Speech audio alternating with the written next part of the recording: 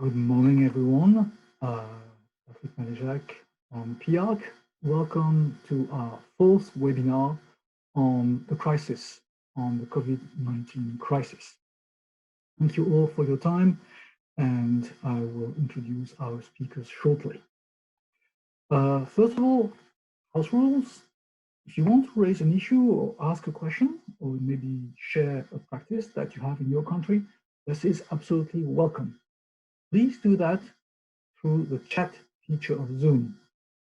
Don't turn on your microphone or turn on your camera. Both of those, microphone and camera, should be turned off.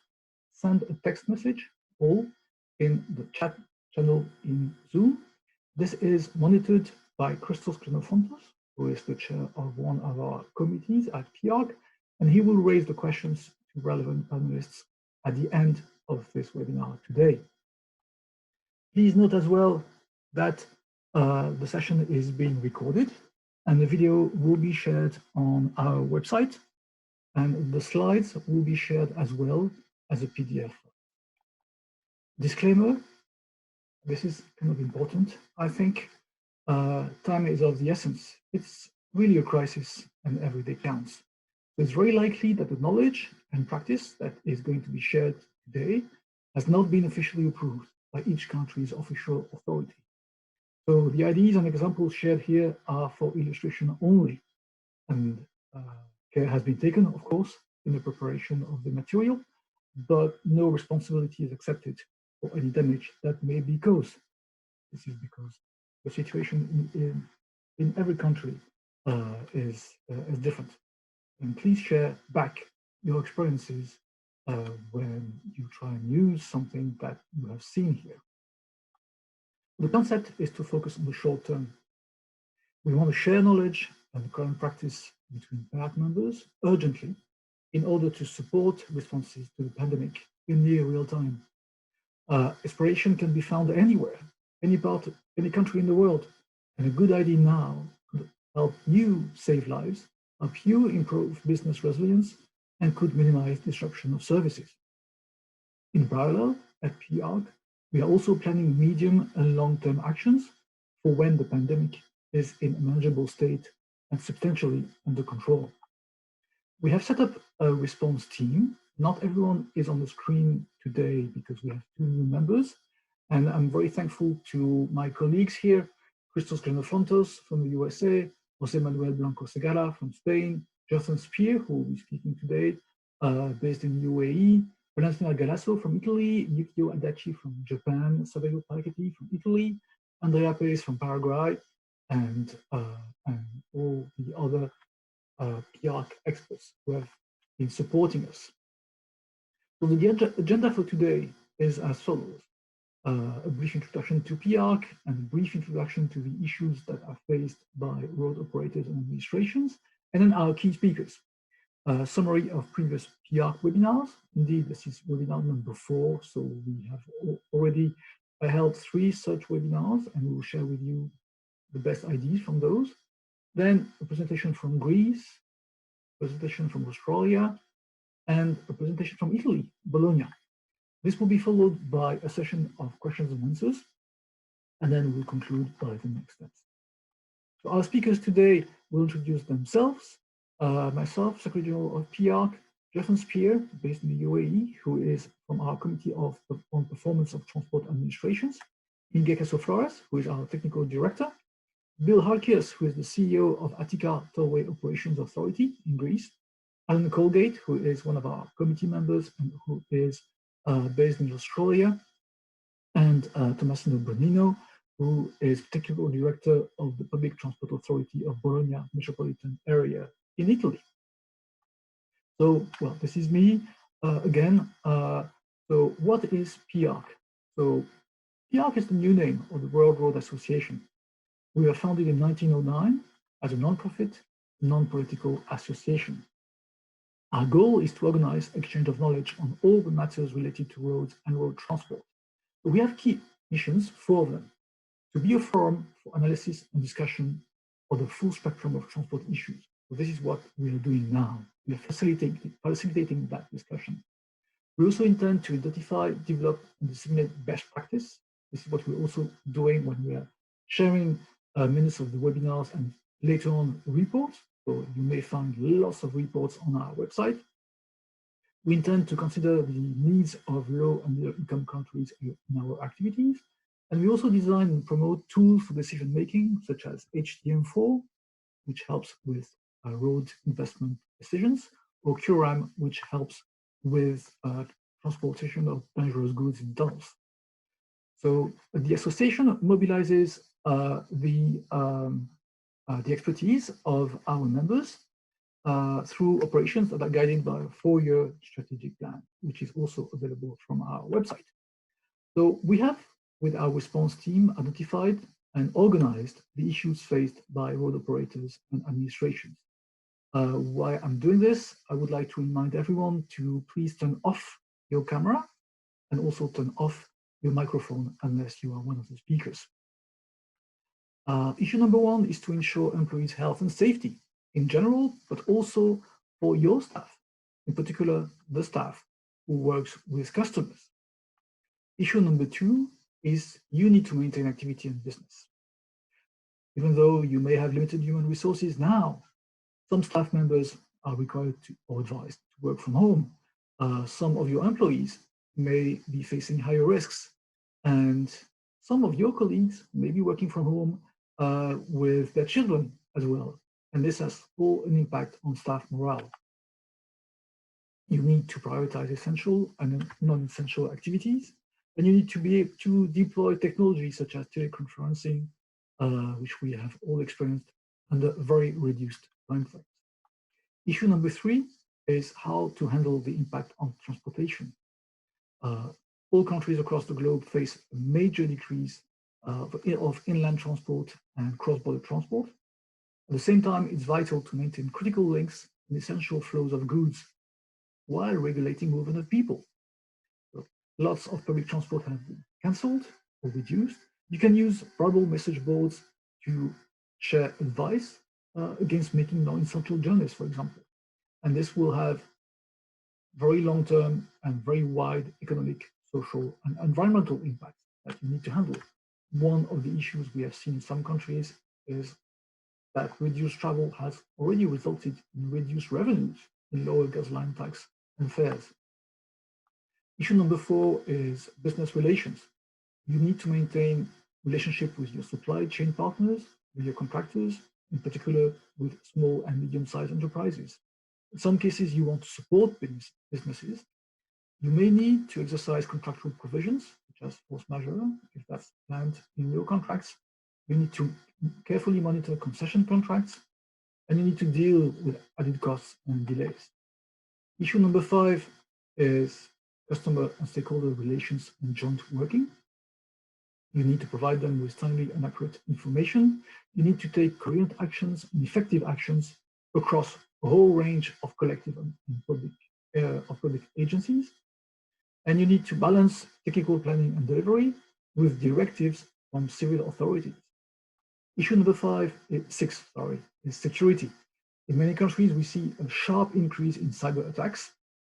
It's also the fact that there are changes in the roles of frontline operational staff, which is a risk.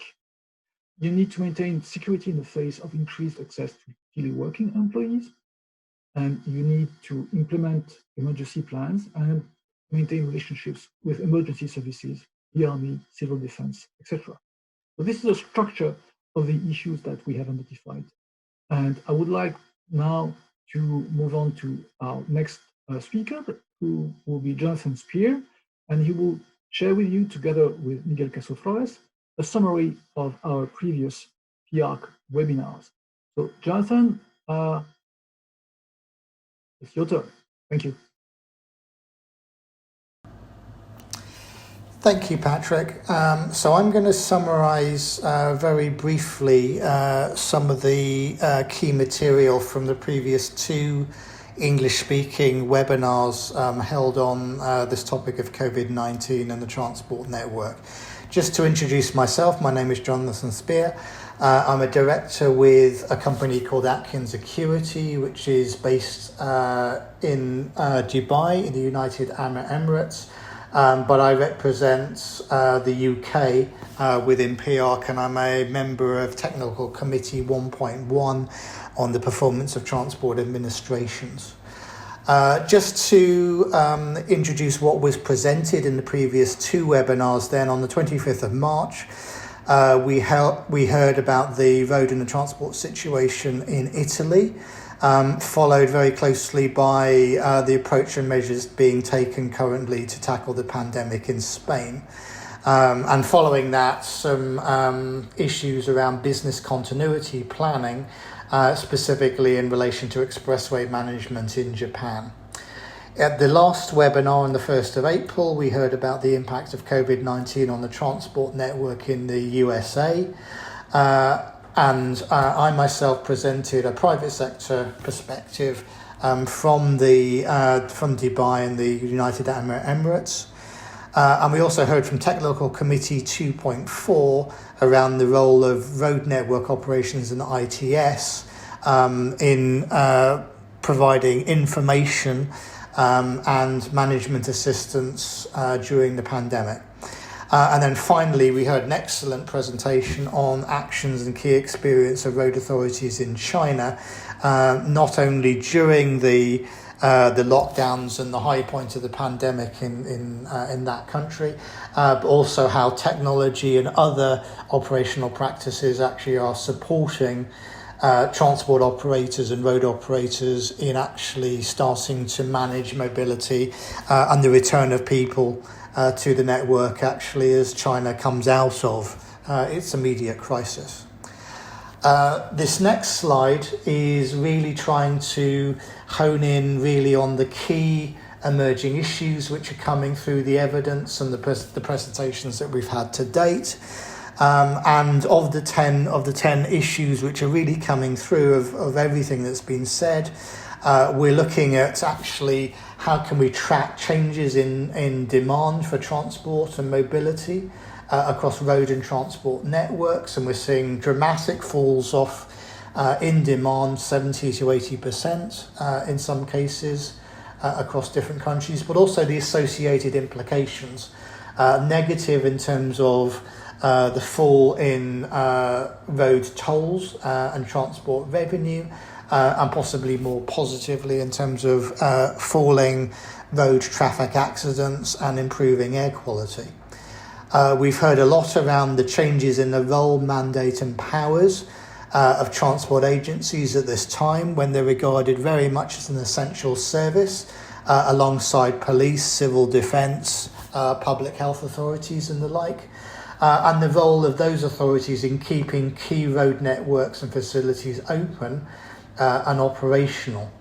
And a lot of this is around the regulation and maintaining the movement of essential goods and workers to support the wider effort in tackling the pandemic, providing food to supermarkets, keeping the supply chain moving, and so on. We've heard a lot about ensuring the health and safety of transport agency staff, particularly those in operational roles and actually remaining on the front line. But where staff are in non-operational roles and effectively based in working in offices, the movement of those staff from offices to working at home, and how they can actually be maintained as being effective, connected, managed effectively to do their jobs, and so on.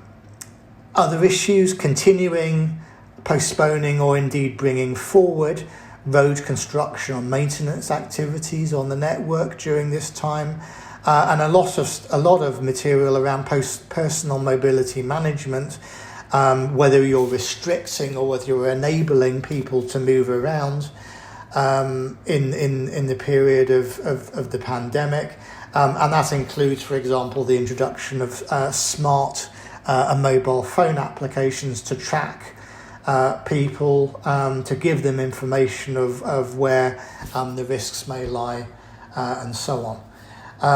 And then finally, relations around the supply chain, the relationship between transport agencies as clients and their contractors and their consultants and their the companies that work for them. So issues really here around contract management, the continuation or the postponement of contracts, variations, and practical ways that clients and contractors can work together to basically get through the current period. All of these issues really are around short-term management and dealing with short-term issues, but we mustn't lose sight of the fact that there will be longer-term implications beyond the immediate crisis. So that brings issues around user behavioural change, business resilience planning, and indeed the accelerated development of technology and automation.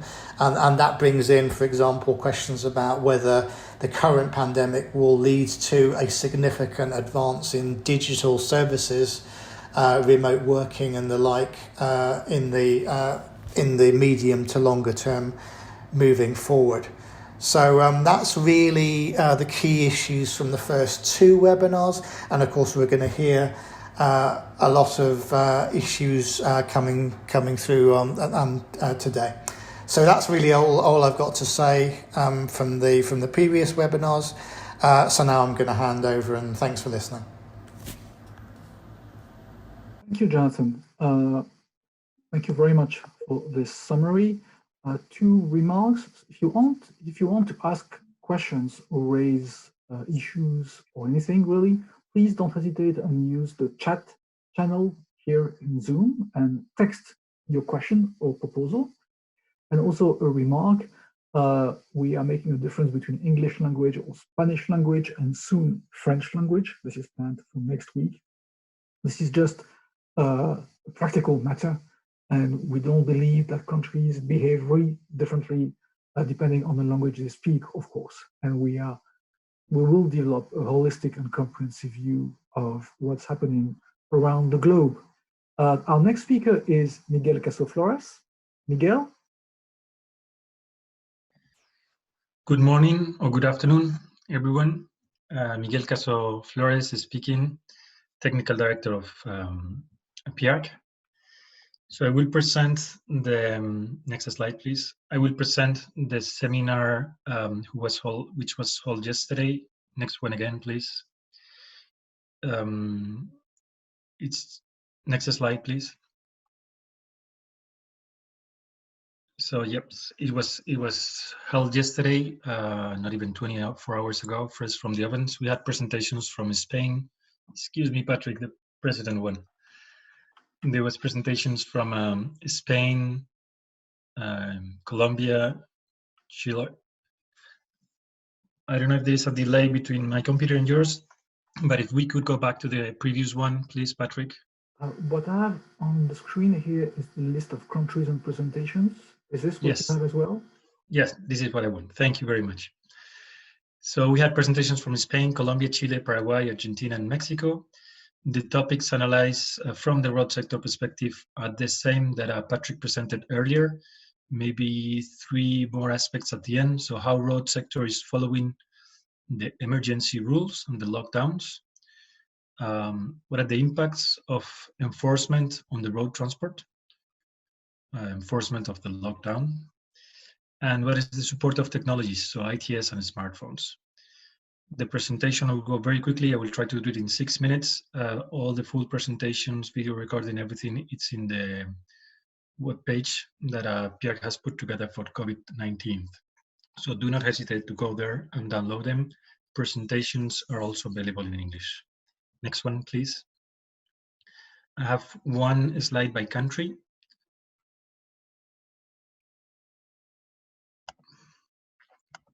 Sorry, because it takes, yeah. So COVID in Spain, it was declared the national state of alarm in March 14, and it reinforced on March 29th. And then there was a suspension of all non-essential work and activities since then for 2 weeks. Road maintenance, freight, and passenger transport were considered as essential, so they're open. 4 ministries has been putting together to handle the crisis, and one of them is the Ministry of Transport, Mobility, and Urban Agenda. which is what the General Road Directorate it's included. Some of the measures that they was taking, it was confining of population, no movement, even for active modes on the roads, also only exceptions for essential activities. There was a suspension of the commercial activities, of the administrative deadlines. There was a large spread of teleworking and e-administrations, transport administrative control reduction. There was dynamics to adjust offer and demand on transport. There was no toll exception. There was an importance work on habilitating service area for transporters, so secure places to sleep, to get gas, etc. There was a drop of road traffic. It was down to 10% of what it was used to be in light vehicles, and down to 40% of what it used to be for freight vehicles. It was taking measures to protect and take care of transport drivers and dislocated workers within the national country. And there was instructions from the General Directorate of Road for employees, for roadworks.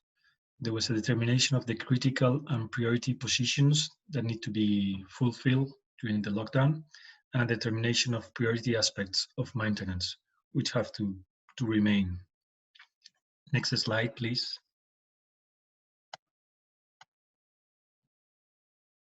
So we had a presentation from Colombia. The first delegate, the national director, did it himself, and he explained that Colombia has taken measures in parallel, both for fighting the health crisis, but also to reactivate economy. It was very clear from the beginning, from the government. They say we will go through this health crisis, but we will go without going into poverty, without going into misery.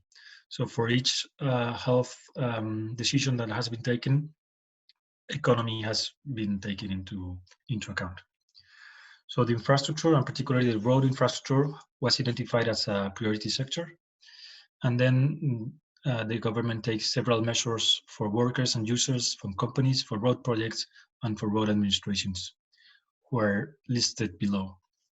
So there's a restriction of the road use. There's biosecure points for professional drivers, so it's the same as we saw in Spain, places where they can rest and stay healthy and secure.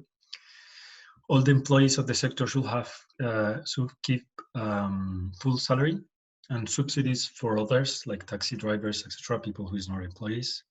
There were protocols for biosecurity for workers and projects, new tax calendar, partial exemption of VAT, advance payments to road companies from the government, temporary change of activity to health sector that was supported. Companies had support if they want to change to the health sector temporarily. The roadworks were suspended, except for those ones on operations, emergencies, and works which were unable to stop. There is a review of the economic balance of the contracts, a plan for reactivation of the roadworks as soon as possible, continuity of the road administration services through home working, exception of road tolls for everyone, and there was a creation of a logistic and transport center to coordinate the response to the COVID from the road sector. This has a mandate through all of the crisis. Next one, please. So the situation in Chile, the disaster state was declared on March 19, and it allowed to protect supply chains, transport of health supplies and patients, to protect the borders, international borders, and to ensure the production and distribution of goods. There was again a restricted use of the roads, including walking and active modes. However, the Ministry of Transport must ensure connectivity for all the allowed activities, and the road freight transport is not restricted at all. The priorities for the priority task for the road administrations was to keep safety and security activities, as well as IT and communications. For the road employees, those who were in risk condition, including pregnant women, they have a strict home working. The road employees on the field, on the work sites, they have to keep working if their work is related to operations or maintenance works. There is an emergency contract management. It means they can hire works quicker with a rapid process for publishing the call for projects, for awarding them, for rescheduling, and for reception of the works, and for suspending works. And they have a weekly review of every single contract. The priorities are to keep connectivity, to respond to the accidents, to keep the tunnels operations, and the winter service. Next one, please. And here you have some pictures of the mobility control checkpoints, disinfection barriers on the roads. So when you were entering some infected regions, you have to go through them, and public transport in Santiago. Next one, please. We have these presentations from Paraguay. So the Ministry of Public Works and Communications issued some guidelines to keep works, road works running. That was the bottom line. They almost achieve it. They have to close that on the capital region because of more density of population and infection. But everywhere else in the country, the road works are still running. The same Ministry of Public Works has built is building two emergency hospitals in less than a month. And there have been big efforts in communications and coordination with representatives of the private sector. So the measures that we're taking is that the more roads are open to keep economy active. That was the bottom line. They have biosecurity protocols for toll and weight stations. There is a training and education campaign for biosecurity in the workers on the roadsides. Restrictions on vehicle occupancy and big promotion of e-ticketing. Biosecurity protocols for taxis, Ubers, and drivers. Disinfections of barriers and roads. Disinfection barriers on roads, excuse me. And well, some coordination with other entities. And the bottom line for them is that the road actor has to be seen as an ally during this crisis, both to ensure the accessibility to health supplies and care, but also to enhance economy. Next one, please. Here you have some images of Paraguay's, of mobility checkpoints, how those disinfection barriers on the roads and in the bus terminals works, equipment from the ministry disinfecting streets, the hospitals under construction, disinfection of the roads, stations, health controls on the roads. So there's test on COVID random on the roads.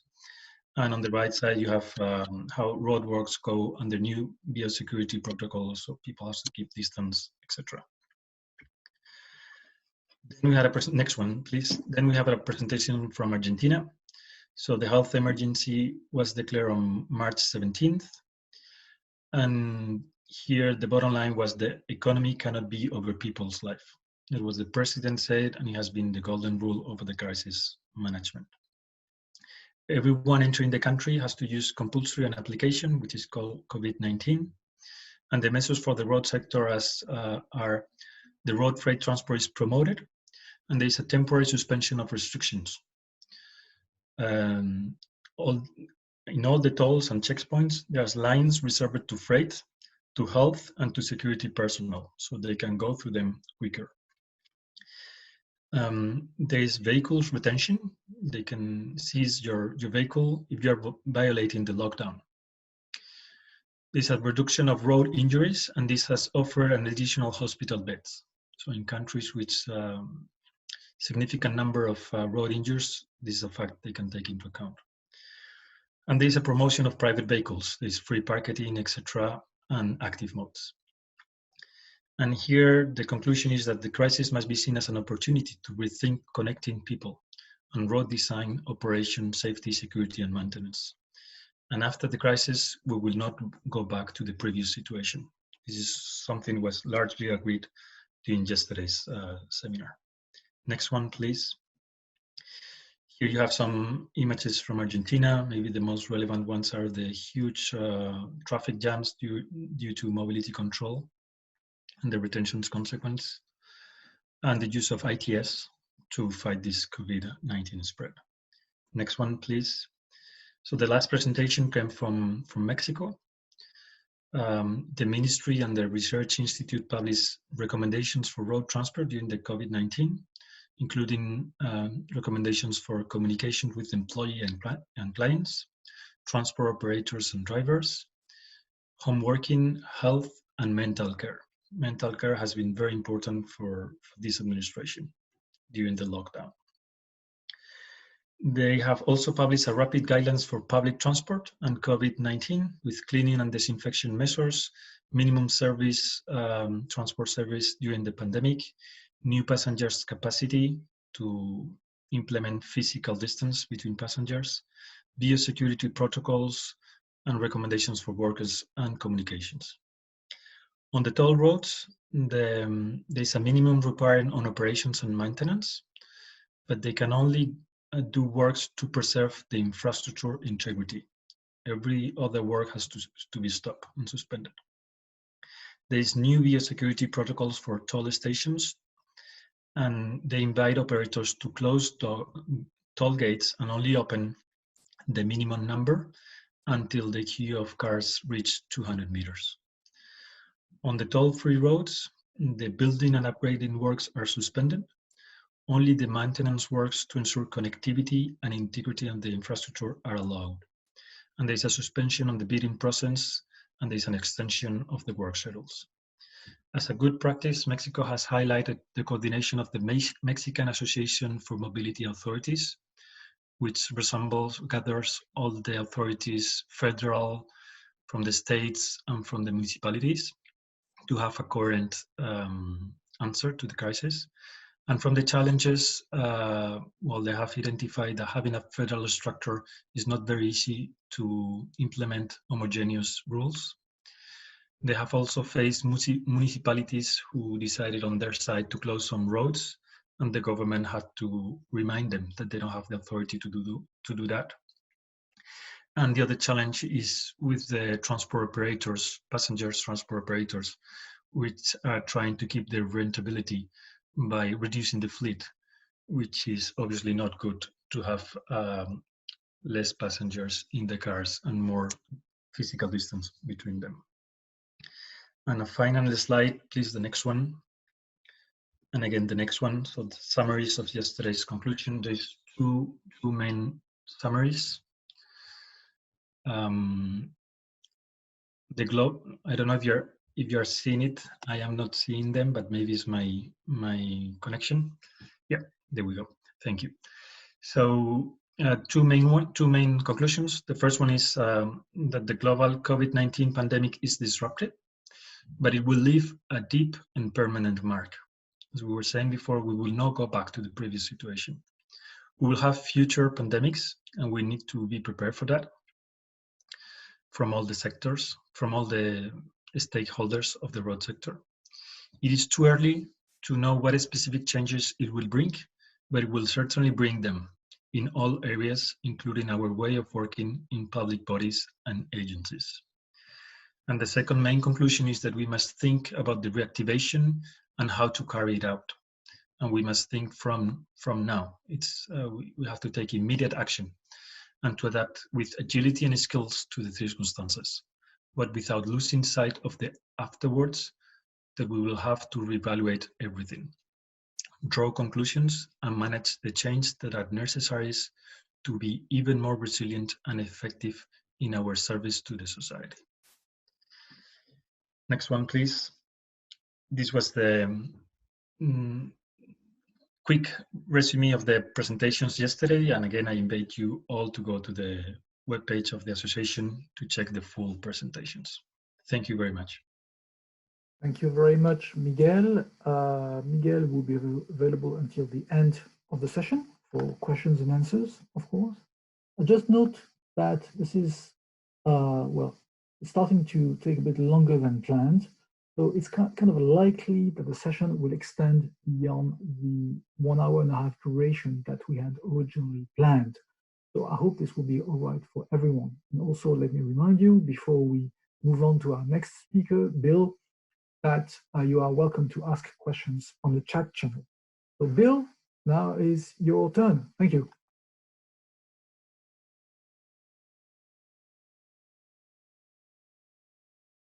Invitation. I will echo the previous colleagues that they talked about the implications to concessions in toll roads. But let me first introduce myself. What I do for a living is I'm the managing director of Attica Tollway Operations Authority, which is the entity that operates the Athens Peripheric or toll road. But I'm involved in various associations. I'm the president of IERF, and we work very closely with Patrick and Claude Van Ruten and PIARC. And I'm the immediate past president of ASECAP, which is the European Toll Road Association, and also the immediate past president of the Hellenic Association of Toll Roads, which is called HELLASTRON. So today's presentation will concentrate on what we have done in Greece as HELLASTRON, all the toll roads. And of course, in doing so, as part of the other associations, we're talking with our colleagues at IRF, with colleagues from the Washington, D.C. at IBTTA, with colleagues from Brussels and the European toll industry. And it seems like we're all along the same lines. Some of us are a little bit ahead, some of us are a little bit behind, but definitely we are all sharing the same concerns. So let me just go briefly of how this thing has evolved. No one, I repeat, no one anywhere had accounted for pandemic. Everybody had various plans for crisis management here and there, but for this kind of situation, checking with all the colleagues all over the globe, nobody had even assumed this kind of possibility. So on December 31st, when we had the first incident in Wuhan, China, the rest of us, we were just watching it on TV. And within 20 days, in January, the World Health Organization comes up and just expresses some concerns. And it was not until February WHO has called the new disease COVID-19, a code name that I'm sure will be discussed for many years to come. And it is not just until March that everybody start moving around. At the same time, what is happening in Greece? At the end of February, we had various festivities that they were something like the carnivals, religious and carnival also a type of festivities. And the Greek government gets involved and stops immediately all this synchronization, all these people assembling together. And in March 11, the government comes up, closes schools, shops, and it is not a little bit later that on the 23rd of March, we have a general lockdown. Everything is closed down. Only necessary business are staying open. The government comes up and gives out an order which business will close. And I will say that 90% of our business have been closed down, and everybody now follows stay home. Controlling of circulation by issuing permits through manual means, through internet, through SMS. You need to get permission in order to go from home to work or to do either activities. Activities just going to the beach or going to the gym, those activities have been forbidden. Now, that has taken an impact on what we do. And you see here a diagram which shows how this thing evolves. So one person worked from home, and then you cut down on the number of infections. Another person didn't go to the barbecue, that helps. So we now live into a situation where more than 600,000 small businesses are closed. 90% of the economy has been in quarantine. The government comes up with support measures estimated at this point to 12 billion euro. And we have a main concern that it is the tourism which is in danger. And of course, that accounts for 25% of the Greek GDP. Next, please. Now, here you see the map of Greece.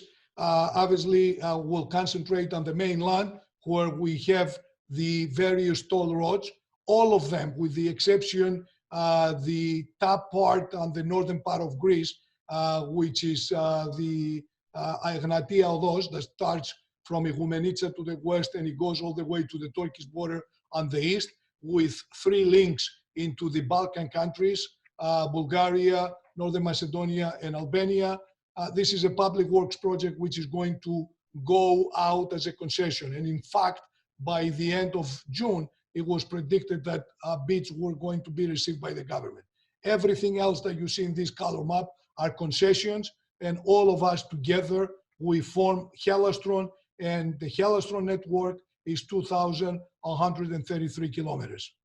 The black that you see around Athens is Attica Tollway, and this is the honor and the privilege that I have to run Attiki Odos since 1996, when Attica Tollway or Attiki Odos was just in an A3 paper, a concept.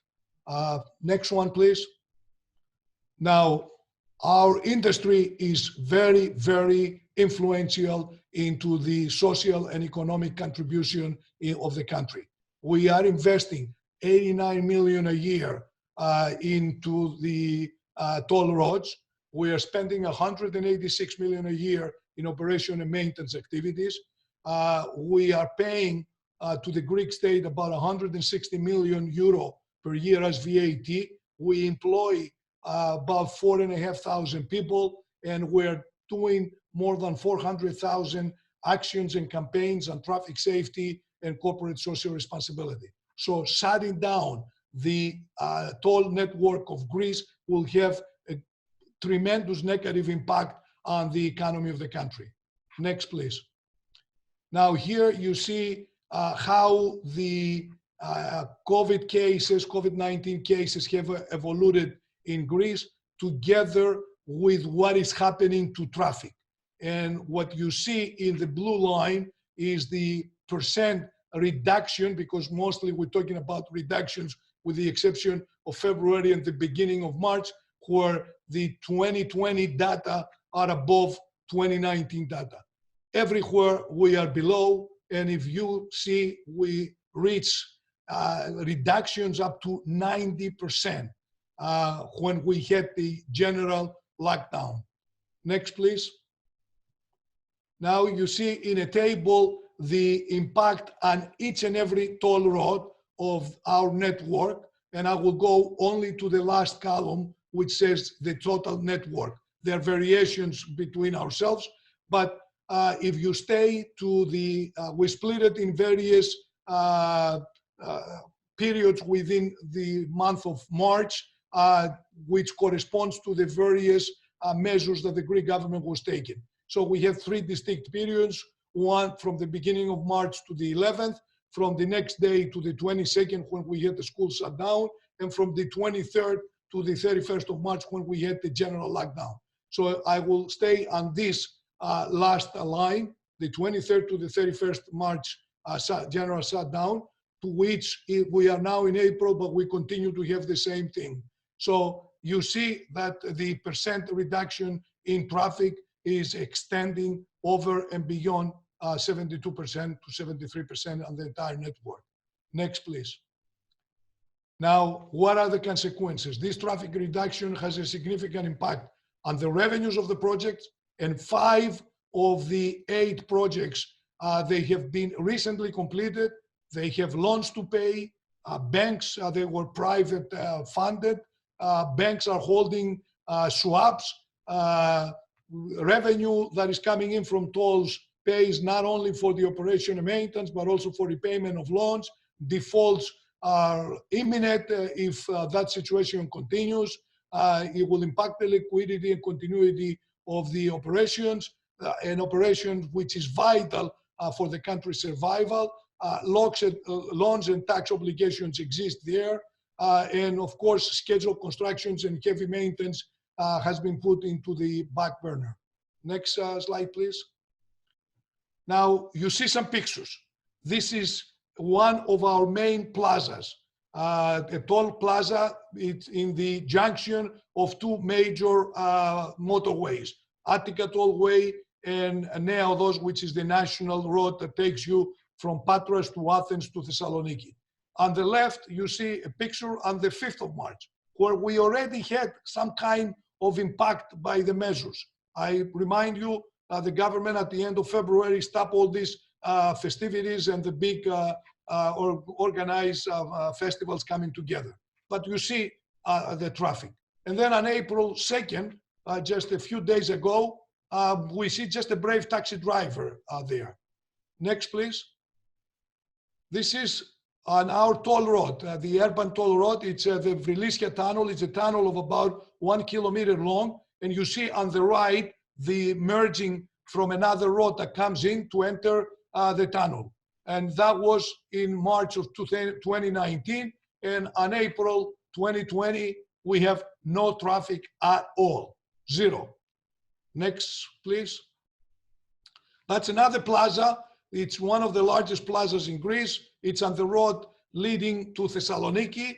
On the left, you see the February 9th. This is a plaza that operates on both directions. So this is, you see the number of windows. They got about 35 windows there. And to the left, you see the traffic there. And to the right, you just see two police cars and a policeman just checking the one brave customer that wanted to go further north of Athens. Next, please. So what we do, all of us at HELLASTRON, we all got in there and we said we need to stay alive and well as much as we can. So we alternate work program by using teleworking platform where we were able to work with teleworking. Obviously, toll collectors and patrolmen cannot telework. We found backup solutions and we literally within a week created additional traffic management centers and call centers so that in case we have an employee of ours infected, either on the traffic management center where we have all the cameras and we operate from there is our, I will say, our headquarters and strategic point of our traffic war. The same thing with the call centers. So we created satellite call centers and satellite traffic management centers. We limit the maintenance and construction works to those absolutely necessary. We suspend and limited the operation of the walk-in customer service centers. We put more people now on the back office and the telephone centers, and we are distributing transponders through couriers. And we expand on backup solutions and new ITS and internet services. And of course, we encourage drivers to prefer to use ETC. ETC stands in Greece at about 50% in our toll road, about 30% in the other roads, 20 to 30%. So in the average, we were about 35%. So we are increasing this now, and we are encouraging people to use contactless transactions through POS without exchanging money with toll collectors. Next, please. We're also taking advantage of the various measures that the Greek government has enacted, including suspending contracts of people for 45 days. The government pays for that. At our agency, we took advantage of this, and we were getting about 1/3 of our personnel to stay home for 45 days. They will get paid by the government, but will supplement the rest of their salaries to the point that everybody that stays home, it helps the staying home message that the government is putting out there. So we provide, after that, regular medical guidelines to our personnel, hygiene and protection. We keep away of the workplace our vulnerable personnel, elderly, mothers that they have children home. We give them special purpose leaves. We ensure that the necessary antiseptics and personal protection equipment are there. We minimize the interaction in the workplaces. We work either 1 week home, 1 week in the office, but we separate from others. And from time to time, we upgrade and intensify the hygiene and cleaning services. We are hiring new people, yes, new people that they do constant cleaning and IT guys for the back office. Next, please. Now, how do we see the next day? Now, this is a scenario. Phase one, we do hope, let me correct myself and say, we do hope that phase one will last 3 months, March, April, and May, and that this traffic reduction of up to 75% is maintained up until the end of May. But we do hope that phase two is going to be the next 3 months, which is the summer.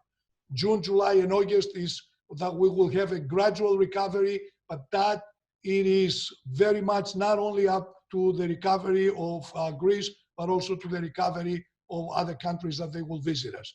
So phase three is the next 4 months until the end of December. So this is the good scenario where we expect traffic to continue and at the end to be down by, let's say, 15 or 20%. But on phase four, we're saying, who knows? And we are of the opinion that travel habits have already changed. And will that be maintained? Who knows? Next, please. I'm concluding very soon. This is a graph, very pessimistic, I will say, that was put out by the OECD. And if you see, they have all OECD countries, and they got Greece being last with minus 35% of GDP.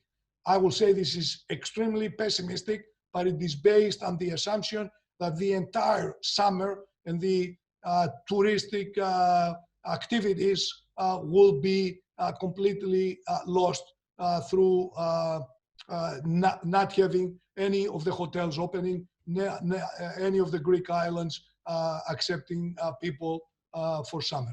Next, please. So I conclude saying support measures from the European Commission and the Greek government need to be put in place so that we declare that COVID-19 pandemic is a case of force majeure, and that will ease the Greek government to provide immediate financial support and rebalance the affected toll concession contracts as it has happened recently in Spain.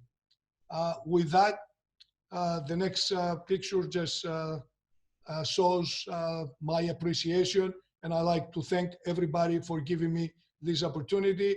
I'll stick around to get any kind of questions you may have. Thank you again. Thank you very much, Bill. Thank you for your time and for these very good slides and excellent presentation. Our next speaker is Alan Colegate from Australia. He will present the Western Australian perspective and approach. Alan, you have the floor. Thank you very much, Patrick, and good evening, everyone. Thank you very much for the opportunity to share with you what we're doing in Australia, but more specifically what we're doing in Western Australia. Just by way of introduction, I am the English-speaking secretary and a work group leader within TC 1.1, which overall is looking at the performance of road and transport administrations. Within Main Roads Western Australia, I also lead the organisation in terms of strategy and communication teams. What I will be doing during this presentation is to give you a quick overview of the status of our situation at a national level, and then specifically look at what's happening in Western Australia from the perspective of freight and logistics, major projects, and other transport modes. I have the next slide, please, Patrick. The information that's presented here was as at Sunday night. However, as of today, the national numbers are now showing 5,800 cases of COVID and 42 deaths. In Western Australia, if it's possible to say, we're quite fortunate that we've only got 6 deaths out of 481 cases. So very small in comparison to what we're seeing, certainly in the Europe and elsewhere around the world. For those of you that aren't aware, Australia is a federation of 6 states and 2 territories. And at the national level, we've seen the creation for the first time ever of a national cabinet that's made up of the Prime Minister and the First Ministers from each jurisdiction. That cabinet meets twice a week and it makes national decisions. However, each state is responsible for the method and approach in terms of that deployment. And that's largely because of the size of the country, but also the population differences that we have on the eastern seaboard compared to the rest of Australia.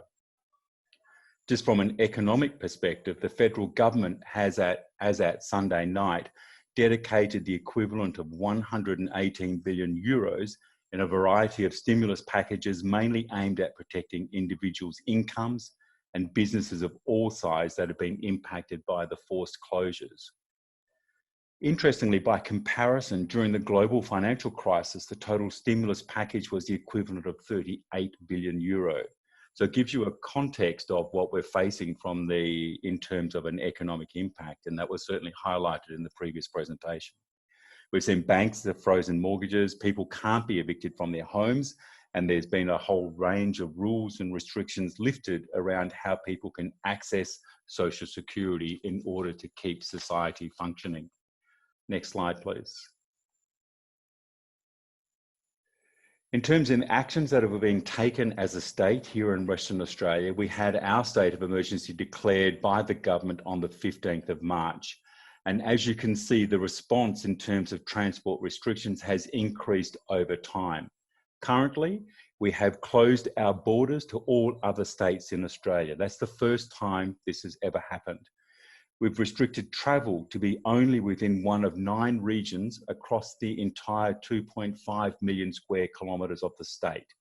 We've implemented specific controls for remote Aboriginal and Indigenous communities who are considered to be at very high risk if an outbreak had occurred.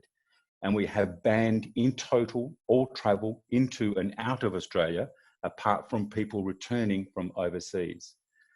Exemptions exist in all cases, and they're largely based around movement of health and emergency services, all transport and freight logistic workers, and of course, police forces and armed services. And there are a range of exemptions based on compassionate grounds. Otherwise, strict self-isolation procedures are implemented outside of those circumstances. Within the state, exemptions also exist for employees who have to cross borders between these regions. Can I have the next slide, please? When this first started, we expected to see a drop in public transport, but we thought that there would be some transfer across the road network. But in actual fact, what we have seen is a complete reduction in people using land transport altogether. Working from home was adopted very quickly, and tertiary students moved online. The effect of the restrictions and the close downs, given we are not in a total lockdown, is most pronounced on the weekends. And the road network has experienced drops of up to 50% in traffic, and that has stabilised to somewhere around a 25 to 30% reduction on normal weekly traffic volumes. As you can see, despite special provisions for social distancing, extra cleaning regimes, advertising, and the use of cashless fares, public transport continues to decline. We are now operating on a modified Saturday service 6 days a week, and that's having a significant impact on the public transport operations, which are all outsourced. However, the state does actually own the bus fleet, even if we don't operate it. We believe what has not helped the decline in the public transport system is that one bus driver was shown as being COVID positive, which caused a lot of angst in the media. And the public transport buses, which are very distinctive, are being used to transfer people from cruise ships to airports, hotels, and other isolation facilities. However, from what I have seen, our trends mirror what is happening across Australia and internationally, where there's not a total lockdown, whether we be looking at traffic volumes or public transport impacts. Next slide, please. In terms of freight and logistics, nationally, they have been identified as a priority, and as such, exemptions have been granted for all forms of transport-related work. At border and regional checkpoints, freight is being waved through, and electronic exemptions are being developed to help manage the exceptions. Because of the vast distances in Western Australia, we've had to provide special maps and facilities that show where fuel, food, and accommodation is available, given that many places have shut down or are not willing to accept visitors who are not from the local community. The resources industry, the backbone of certainly the state's economy, is in the far north of the state and has had special exemptions and protocols as we continue to manage a workforce that is largely fly in, fly out, and is drawn from across Australia and in some cases overseas. This has meant that resourcing companies are having to manage their sites, their workforces, and their transport options in a very different way. Everything is being done to maintain the entire supply chain, including reducing operating curfews and some regulatory compliance regimes that don't directly impact on occupational health and safety. What the pandemic has done is to highlight and strengthen concerns around the availability of skilled drivers and the lack of a pipeline of future employees in the Australian freight and logistics industry. Next slide, please. But it's not only about roads, and I'm just going to highlight a number of other areas that are suffering, that do impact on the overall logistics supply chain. The aviation industry is on its knees, and the government has provided support to regional and other airlines. 80% of all air freight was in the belly of commercial aircraft, and that's having a huge impact on fresh produce and exports right across the country. In terms of ports, one of the biggest issues is the shortage of skilled harbour pilots and the need to keep them totally isolated from each other. Pilots are being returned from retirement in order to fill the gaps and rosters. Some of our ports are struggling with a 14-day exemption rule, given that ports like Darwin and Perth are in many cases not 14 days from our near neighbours. Shipping companies can't afford to have ships idle at sea for extended periods, and there's a risk of no longer delivering some containers and goods to these ports purely on economic grounds. And cruise ships are a massive problem for everyone, and certainly here in Australia, an incredibly emotive issue given the profile of the cause of deaths arising from COVID-19. For us, rail freight is not such a big issue, certainly within Western Australia. We have one rail track across our borders, in and out, so not a big issue in terms of managing freight from that perspective. Next slide, please. When it comes to construction, this is one area that we push as being open for business. It generates jobs and is putting money into the economy. In my own organisation, we're spending approximately $200 million a month, which is a significant input to the local economy. We're doing everything we can to maintain our expenditure, and we're working with our contractors to ensure that they have business continuity and appropriate safety protocols in place. Supply chains from overseas is an issue for some of our projects, for some specialist projects, but we're working with our contractors to manage that risk. We are looking to get a balance between ensuring white collar and blue collar work is continued, so that it's not just generating planning work for the consulting houses, but ensuring that we're continuing to generate existing and new on the ground delivery projects. In some cases, as we've heard already from other presentations, we're looking to accelerate works where our traffic volumes make lane closures possible. We're also looking to advance works to help stimulate the economy and keep some of our larger contracting businesses afloat. Our maintenance crews, which are all outsourced across the entire state, are continuing their patrols across the network while maintaining social distancing. The issue of works in remote communities, as I mentioned earlier, is certainly a difficult one, and we are slowly closing down our works in some of these areas, but it's very difficult given the balance between the importance of the work for remote Aboriginal communities and the impact that employment and economic opportunities has in those communities. But the health risk has been proven to be incredibly high. The average death rate, if someone was to get COVID in an Aboriginal community, is 50 compared to the average community age of 70. Like all of us, the expectation is that new infrastructure works will be used to pump prime the economy when this is over, and we need to be ready to respond as soon as we're able to. Next slide, please.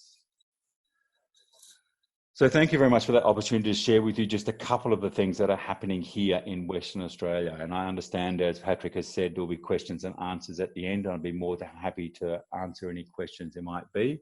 And I'll hand back to Patrick. Thank you. Thank you, Alan. Thank you so much. And I would like now to invite Tommaso from Bologna in Italy to present the situation and his analysis. Tommaso, the floor is yours. Good morning. Can you hear me? I hope so. Very well. Thank you. Okay, great. My name is Tommaso Bonino, and I'm very happy to be part of this webinar today. I hope my participation can be useful to you, everybody. The title of my presentation deals with public and mass, which is not mass, of course, because what I want to address is the public commitment in this current situation. But we will see in the coming next minutes. Next, please. Okay, I work in Bologna, in Italy, as the director of SRM, which is the public company who is responsible for organizing sustainable mobility services in the whole metropolitan area, which is a little more than 1 million inhabitants. I'm member of the PIARC International Committee TC 2.1, Mobility in Urban Areas. Next, please. Bologna is where that little circle is on the left, in the middle of the Pianura Padana, dealing with the historical pollution big issues. For certain pollutants, this is quite a wonderful season. As you can see, no mobility comes with no pollution, and some might say that this is the solution. On the contrary, of course, this is not the solution because, as we will see, many different sectors relate one with the other in a very complex way, and only seeing your own point of view generates sort of a NIMBY issue. Next, please. Public transport in Bologna is delivered by buses and trolleybuses. It provides 36 million kilometers per year and gives satisfaction to 138 million passengers per year. One quite interesting figure for the city of Bologna compared to the Italian average is that in Bologna, more than 40% of the costs is covered by fares. The law says that it has to be at least 35% in Italy. The current problem comes with passengers decrease.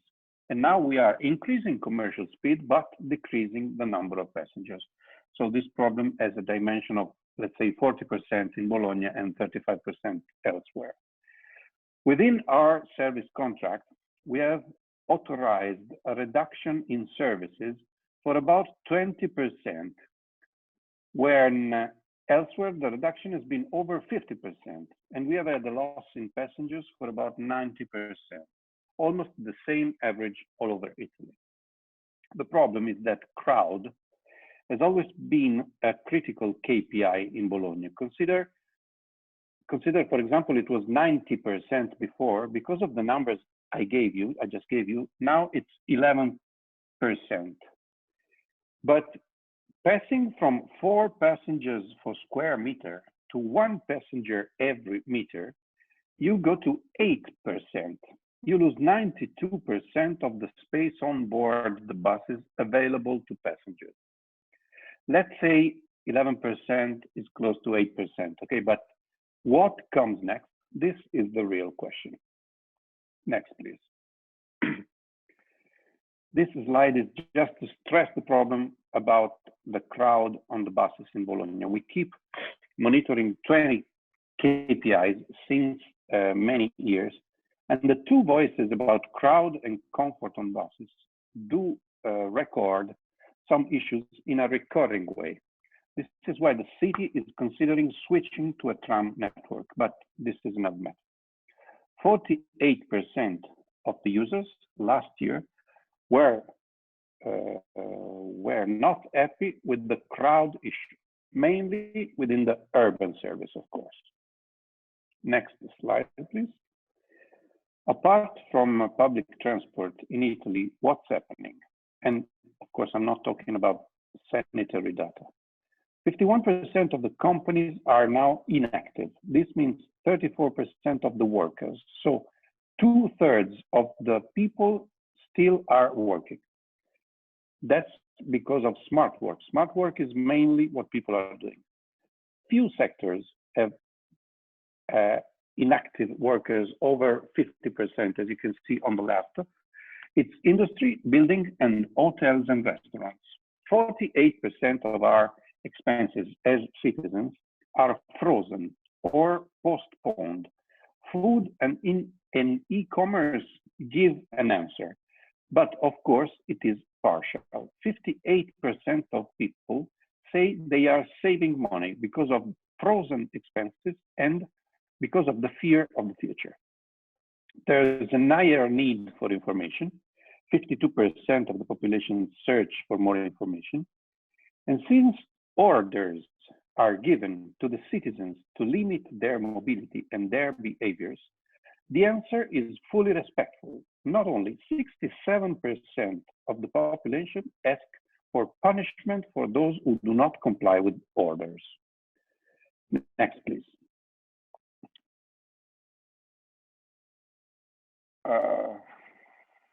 The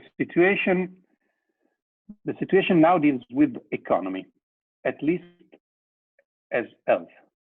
People frightened from COVID-19 has gone from 55% to 49% in the last 2 weeks, while people worrying about their work has risen from 48% to 53% in the same period. Now we go back to public transport. Now we are dealing with sanitation costs and with loss of incomes from passengers. The commercial speed has risen, but with no positive effect. We live with orders limiting our behaviors, and we accept them. Next, and I hope this is happening soon. Yes, there was a problem with the slides. Now you have to go back, please. We will be dealing with big new features. Commercial speed will drop because it will take longer to get on the buses. We might need people controlling people getting on the bus, and we will need to use thermometers. We will need bigger buses and offer very limited capacity. We will have less space also at stops because of social distancing. Tickets won't be sold on board by drivers, and information won't be given to users. Passenger will wear personal protective equipment and carry some hydrogel with them. The service can't be delivered 100% on demand because that's simply impossible. What else is going to happen? So we can go to the next one. I told you the numbers already. As you can see, the worrying about health is, let's say, going down, and the worry about work and economy is going up. Next one. We used once to say that the mobility index grows as fast as the GDP indicator. We saw Greece before, and this sounds to be true nowadays as well, which is not good news, of course. We have a huge economic problem because we suffer on the offer side, where the supply chain is not complete, is not entire. And we also suffer on the demand side because wages and incomes have fallen. When something will start again to work, what will public transport be able to offer? This is the question, and next slide. The answer is that small red dot. We are now where stay at home is written, okay? And basically, public transport doesn't play a role. It's almost frozen, as we saw. But this is economically unsustainable. I beg your pardon, but I can't forget that our mission is sustainability. And I designed this Venn diagram having that in mind. We won't be able to consider to have social distancing and mass transport because that is environmentally unsustainable. We would need infinite number of buses to deliver a proper service. And we can't consider to leave social distancing in some days or weeks. That would be socially unsustainable. So we have to keep city regulations social distancing, and to reopen the public transport service. How do we do that? The answer is public transport, which is beyond mass transport. The governors, the mayors, will have to deal with spaces and times of the city. They will have to regulate the mobility of pupils and elders. They will have to force to walking and cycling. I refer, for example, to bike to work schemes, but they also will have to bear, for example, motorcycles. They will have to consider individual modes in a way different from what they used to do. And the sharing system will help in a way that sincerely I can't foresee now, because they are individual, but they are shared. And I can't foresee the relevance of this thing. Next one, please.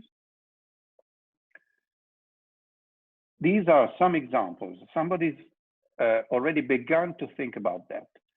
Vienna on the left redesigned streets in order to allow bigger and more secure walking flows. Calgary in Canada closes some streets to cars. London already sees more bicycles on the streets. Bogota in South America is expanding the bike lanes network, and Dallas in the USA is prioritizing cycling in the urban streets. Next, please. So the point is, to close my presentation, the public bodies have to evolve from mass transport to deliver, let's say, real public transport, because public transport has to be delivered anyway, not by mass transit, but, for example, confirming and also enforcing measures to protect from car assault, limited zones, park payment, and so on. Also by giving value to, as I said, bike to work systems. With both push and pull measures, we are not talking about public versus private, but mainly about individual versus collective. Collective transport has to be treated in a very concerned way in the next weeks and months and all over the world. In the first times post-COVID-19 emergency, public transport within city limitations and available resources will mean more individual and less collective, anyway, as much sustainable as possible. Next. This was my message to you. I thank you for your attention. You can find here my email address should you want to bring forward this confrontation. Thanks. Thank you very much, Tommaso. This was a very interesting and slightly different presentation, given a very complementary perspective, I think. So this is Patrick Malejak again. Now we move on to the question and answers section of our session. I would like to thank all our speakers already. This is going to be moderated by Christos Krinofontos from Rhode Island Department of Transport in the USA, who is the chair of our committee at PIARC on performance on transport administrations. So here on the screen, you have the names of the speakers today. And Christos, your turn.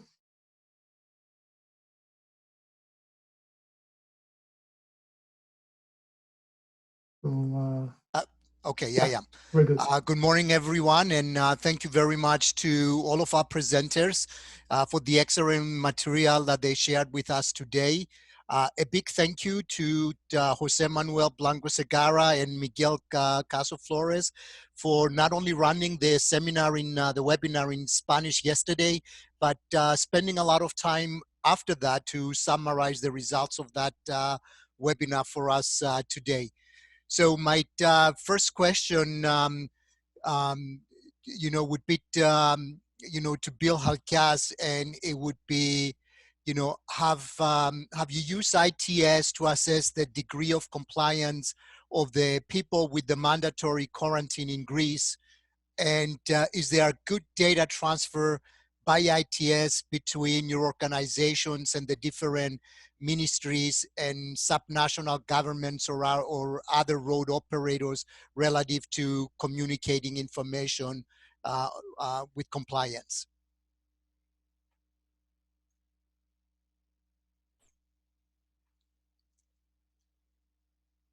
And I think you need to unmute Bill Halkias, Patrick. Can you hear me now? Yes. All right. Good question. Look, in all of our toll roads, we do have cameras in all of the toll stations, mainline toll stations, ramp toll stations, and through the traffic management center, we do have monitors that we can monitor all these cameras. What has happened is that in each and every traffic management center, police, the Greek police has sent in people who view the cameras, and they can talk on handheld devices with the crews that they're out there imposing the measures. That was one of the things.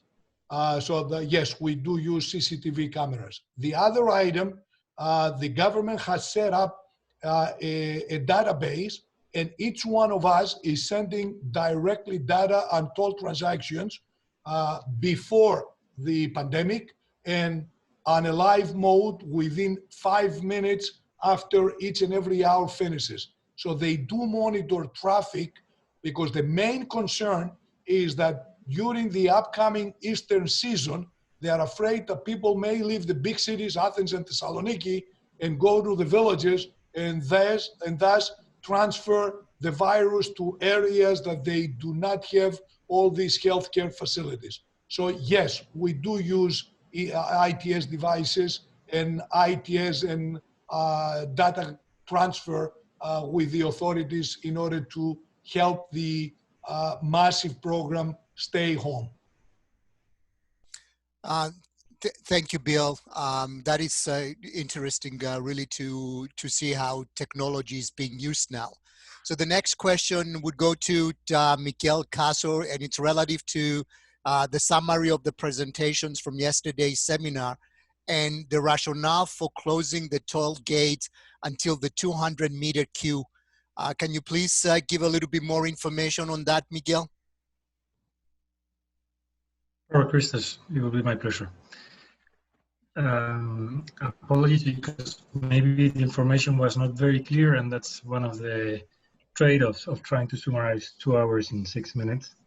So the idea there is that there's less traffic than usual on the toll roads.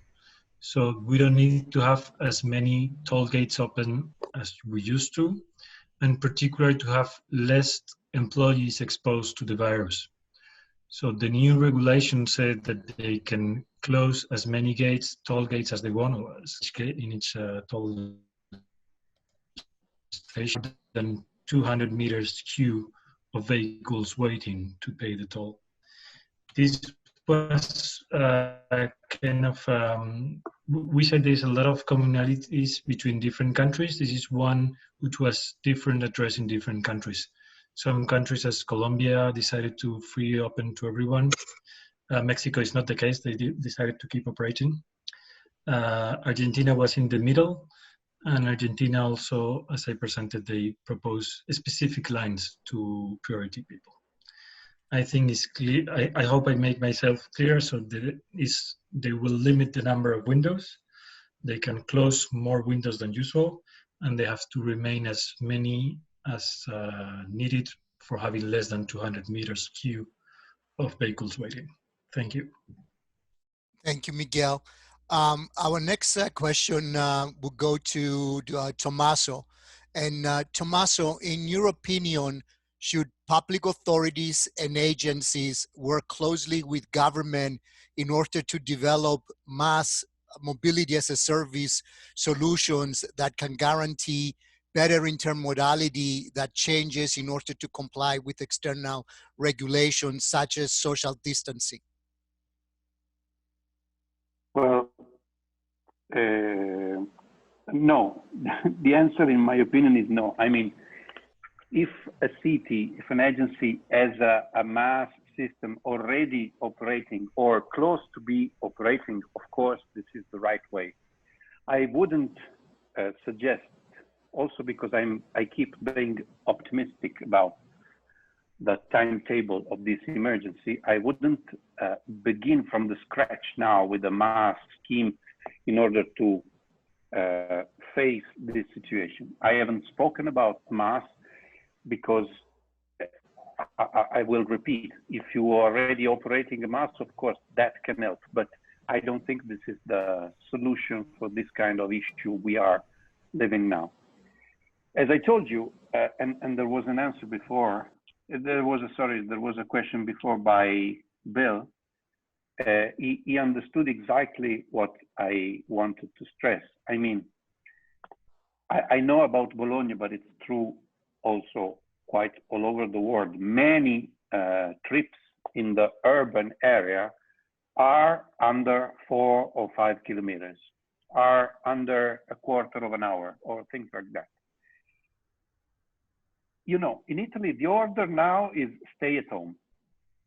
In my very personal opinion, the order tomorrow should be, if you have a trip less than 5 kilometers, you have to walk, or you have to use your bicycle, or you can rely on sharing systems.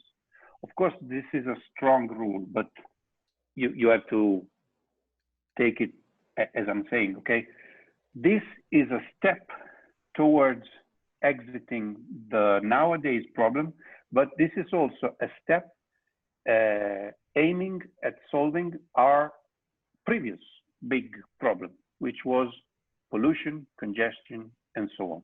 So I would take the challenge to face the problem we were facing before, which is big anyway, and the problem that we are facing now. Thank you, dear Tommaso. The next question actually goes to Alan. And Alan, in the graphic you presented about the reduction in the daily volume of vehicles, and it can be seen that in working days, it has fallen by up to 30%, but it seems that lately it has started recovering. So is that, you know, like on April 2nd, it appears that the volume seems to be almost normal. Is it due to people escaping from public transport and using more of their private vehicles? Or is that due to the recovery activity? Or is it a combination of circumstances? I regret to say it's none of those things. It's just the way the graph actually displays. It is, I'm not sure why. I obviously did an error when I did the PowerPoint. So the reduction is consistently sitting at about 25 to 30%. It hasn't actually recovered at all, and in fact is continuing to worsen. So I do apologize for that anomaly in the graph. Sorry, Jose Manuel.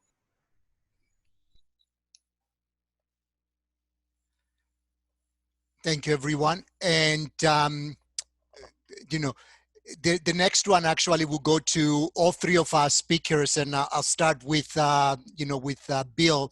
And then we'll go to Alan and Tommaso. Has anyone made any predictions about modal shift in different scenarios and the impact on road traffic?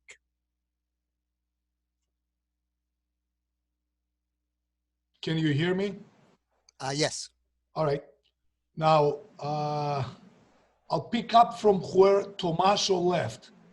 We see a risk, especially in urban areas, where there are planning applications such as limiting, because I did ask this question to Tommaso and Tommaso picked it up immediately, limiting the length of the trip. And limiting the length of the trip is mandating public schools, obviously not private schools, public schools, that you go to your neighborhood, you walk to the supermarket, you use your bike and all those kind of things. Then this is a scary situation for urban toll roads like our road. And I know, at least in Europe, but also in the US, that there are a lot of, you know, urban toll roads, urban crossings, bridges and tunnels that they still owe a lot of money to bond holders. So what is going to happen there? That's a scary situation. We do Christos traffic models, estimating various reductions. Obviously, we're not in a position that we can estimate how much traffic is going to be lost through these practices. However, we take the opposite. We say how much traffic we can afford to lose. So if you have a concession which is estimating and it has a financial model that traffic keeps going up maybe by 1.5% to 2% a year, and all of a sudden you stop losing traffic, you may not be able to pay your bonds. So we got to do something there. We have to somehow, as we do pay for the pollution and we do pay for the gas emissions and everything else, we do have to pay as a society the cost for social distancing. How much is that? I don't know. Maybe there are speakers on this panel that they know better than me. Alan? Yeah, look, I guess our situation is a little bit different in the sense that we don't have any toll roads. So because of that, the use of the network is quite widespread and it doesn't have any. So whilst we want to move forward with that, we have had some discussions around what this might mean for the network in the future. I think from certainly the West Australian perspective, our transport network is incredibly influenced by our economy. We tend to go through a boom-bust kind of cycle because of the resources industry. So when we're in a boom phase and we have a lot of people coming into the state and working in the resources sector, we see mass saturation of our network. And then as soon as we start to see a drop in the iron ore price or the lithium price, or we start to see construction drop away and we go into maintenance activities, our traffic volumes in the metropolitan area decline significantly, and public transport's the same. So our expectation is that it's going to take a long time before we actually see the volumes recover to anything like they were, purely because of the massive economic impact this has had in terms of people's jobs and exiting from the city and head offices and those types of things. So I guess our perspective again is a little bit different, where our drivers are somewhat different. Thank you, Alan. And Tommaso? Yes, just replying to what I said before, I might have been not that clear. I'm not saying that in urban areas people should change their destination. I mean, if you have to go to the school where you have attended 3 years and you are attending the 4th one, I wouldn't say you have to change your school. But since a big part of trips are very short, I would love them to be converted to different modes than before. Bike, I don't see bike as an alternative to a toll highway trip. Okay, I wouldn't say that. So I don't see the point about that. All of our cities are operated by concession contracts. Of course, something will be happening, and the public have to decide where to put money. If they put money on public transport because it's no more mass transport, this is a decision. Otherwise, they could put money somewhere else. But when you put money somewhere, you choose for a solution.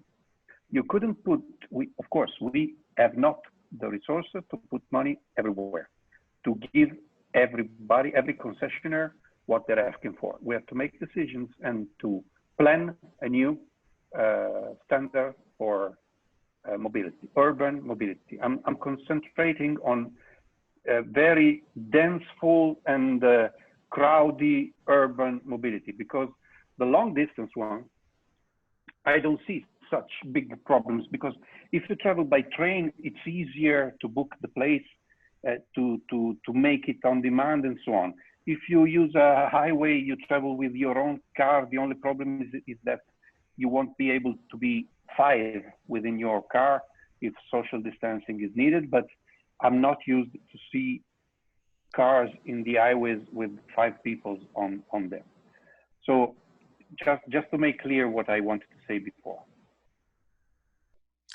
Okay, thank you, Tommaso. And I'm going to ask Miguel, who has something to clarify and add as well to the previous answer. So Miguel, would you like to add something to the previous responses that you have given on the summary? Thank you, Christos. It was more a contribution to this particular point. I just want to highlight or to bring a discussion we have with Officer of Transport of Wales. A couple of years ago, they were saying, well, we have these studies that tell us that if 10, 15 years we have a fleet of autonomous on-demand public vehicles, operating this system would be cheaper than operating regional trains and buses. And today we don't know what to do when we need to take decisions on investment for 20, 25 years on mass transport infrastructure. So maybe this crisis will bring new approaches to those thoughts. I don't know. I just wanted to share this reflection. Again, it's not me, it's from somebody else. Thank you. Thank you, Miguel. And the next question would go to Alan and to Bill as, responsible for, road work and construction work. So for roadworks operations, we'll start with Alan and then go to Bill. For roadwork operations, did you notice a positive impact in urban projects as far as there is a big drop in the traffic? And how do you handle worker safety on the job? Yes, so yes, definitely been a big impact in terms of access to the network is much freer. So where we've had freeways and other major roads that we would normally not be using or not working on during the day, we've been able to close lanes because of the significant reduction in volume. Or we've been able to extend night works into early in the hours of the morning, given there's essentially no peak, or the peak is now very, very short. So there's certainly been opportunities that we've been able to get from that perspective. The actual worker safety has been more of a challenge. All of our work is contracted out. We don't have a blue-collar workforce. And what we've found is that different companies are putting in place different protocols. And some of those protocols are coming from overseas and being applied here in Australia, which are contrary to advice from our own health authorities, which has caused some nervousness amongst main road staff compared to our contract staff. But generally speaking, everyone has been following the federal government's health guidelines in terms of social distancing and how everyone works and operates. And we've really not seen any issues from that perspective at this point in time. It has had a little bit of impact in terms of how we actually communicate with community members as we're doing works, and obviously that's now being done online rather than in shopping centres and those more personal sort of contacts. Other than that, though, really from that road network side of things or that operation side of things, things have kind of continued on without too much disruption at this point. Thank you, Alan. Bill? Yes, worker safety is a daily thing, especially in an urban road. So most of our works under normal circumstances are happening at night. Now, with so little traffic on the road, we skip the night works. We only do the necessary works, postponing everything else during the day. We notice that speeds have increased. During nights, of course, we have very, very little traffic, but we skip the works and we kept workers home. We skipped the night shift. But yes, one of the concerns is this, that we have seen increased speeds. And as you know, when the speeds are increased on a motorway, a freeway, and instead of 120 now, you got speeds of 150 to 160 kilometers per hour. That's a reason for concern. Thank you, Bill. The next question is for Tommaso. Tommaso, are transport operators thinking of methods and technologies to monitor passenger health and detect people on the PT system who may be symptomatic with respiratory and other ailments? Such measures have been proposed for airports already, for example. So is that something that transport operators are thinking as well? Of course, yes, but it's a very hard and heavy solution, because at the airport you arrive, I don't know, with a big advance, and there is time in order to be controlled and so on. On the bus, you wait for the bus. When the bus comes, you want to get on the bus, and the bus needs to restart again. So it's a very difficult operation to be done on the ground. It can't be done by the driver, of course, because also for, let's say, regulation, the driver has to drive the bus. So we might need some sort of assistant to the bus service, who might be staying at the stops or on the bus. It's absolutely not that easy. It's not the problem of buying a thermometer. That is not that much costly. I mean, as far as I know, a current thermometer is something like €40 costly. It's not that problem. The problem comes with the person who has to use it for might be 18 hours during the day and so on. So on an organizational point of view, that's very tough. You might need to operate just some bus stops. I mean, 1 out of 2, 1 out of 3. I don't know. It's absolutely not that easy. And it depends a lot on the other measures that will be taken. If everybody goes to work, if everybody is free to go everywhere, if, I don't know, all these measures. So it's very hard, and I hope that the deciders are seriously thinking about that. Thank you, Tommaso. So in the interest of time, and I know that there is still probably a lot of questions that people want to ask, and please send them in. We will group them and send them to our panelists. I have one last question for all of our panelists, and then one last question for Patrick. So Tommaso, we'll start with you, since you're more in the public transport arena. So, and then we'll go to Alan and then to Bill. So the question is, should regulating authorities promote the use of public transport rather than private cars?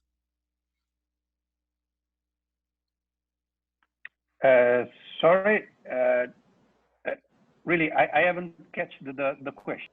So the question is, should authorities promote the use of public transport rather than private cars? Okay. Well, of course, yes. I mean, they were doing that and should go on doing that. The question is, what is public transport? I mean, absolutely, mass transport will be very difficult to be promoted in the coming days and weeks, and I should say months. So we will have to do something else by regulations, by the sharing schemes, and by being publicly committed in regulating mobility. I hope this my answer can be understood. Thank you, Tommaso. And Alan, relative to authorities promoting the use of public transport rather than private cars during this time? Wow. It's our new philosophical discussion for everybody. Look, we should always be promoting public transport and other modes, active modes over private cars, of course. Even as a road agency, I would say that. But certainly at this time, it is about balance. It's about what's appropriate. Not everyone has options around using private cars, and public transport has a service to provide in that context. So I'm sitting very much on the fence, but I guess the basic answer is yes. Thank you, Alan. And Bill? I'm going to be the one who's going to say no. And especially now. I was going to say, you want the revenue. No, irrespectively, because we lost a lot of revenue by the policy that says stay home. But if you need to go out, you do not get on a bus or a metro or a trolley or anything else together with another 50 or 100 people. So it is the time now to use this mode of transport, which is called private car. Maybe even in taxis increase, they impose one person at a taxi, the driver, and one passenger in the back seat. If we need to protect ourselves from using this social distancing type of a thing, then we do not need, at least now, to promote public transit. Thank you, Bill. So once again, I really would like to thank all of our presenters for the excellent material that they shared with us and their thoughts during the question and answering. And in closing, I'll ask one last question to Patrick relative to what else is PIARC planning for the future relative to providing more resources to members and individuals on COVID-19 responses. Patrick? Yeah, thank you, Christos. Thank you, everyone, the panelists and the audience for this really interesting Q&A session. I think this leads us to the conclusion, next steps. Well, you've seen the disclaimer before, but let's keep it in mind. What works in Australia maybe will not work in Italy and vice versa. Let's take all of this with a pinch of salt, but I think everyone has made that very, very clear. We are planning further webinars. So it's a crisis, and it's important to share ideas and practice. So now it's very important to maintain workers and the public health as much as possible. And this is what every country and every authority is trying to achieve. At the same time, we are also working on the medium to longer term, because the questions such as the one that you asked, Christos, to all the panelists, should we move to more private vehicles rather than public transport? I mean, there are so many dimensions to that we, at the moment, it's difficult to know, but we have to take that into account and to launch, I wouldn't say research projects, because those may take long, but to launch initiatives that would explore questions such as, are people more likely to work from home and use transportation less than in the past, now that they know that it can work? Are people going to be scared even getting on board a taxi? Are people going to be willing to use shared automobiles in cities? Because who knows who has been using it just before you? And questions like that. And this is why at PIARC we are lucky to have so many committees on financial procurement, planning, as well as urban mobilities. So we are planning webinars in the future on short-term actions in French and Spanish as well. The first French language webinar will be announced soon. This is all announced on this webpage here on our website. Additionally, I'd like to share with you that thanks to Valentina Galasso, who is the chair of our ITS and Road Network Operations Committee, we have opened 2 polls.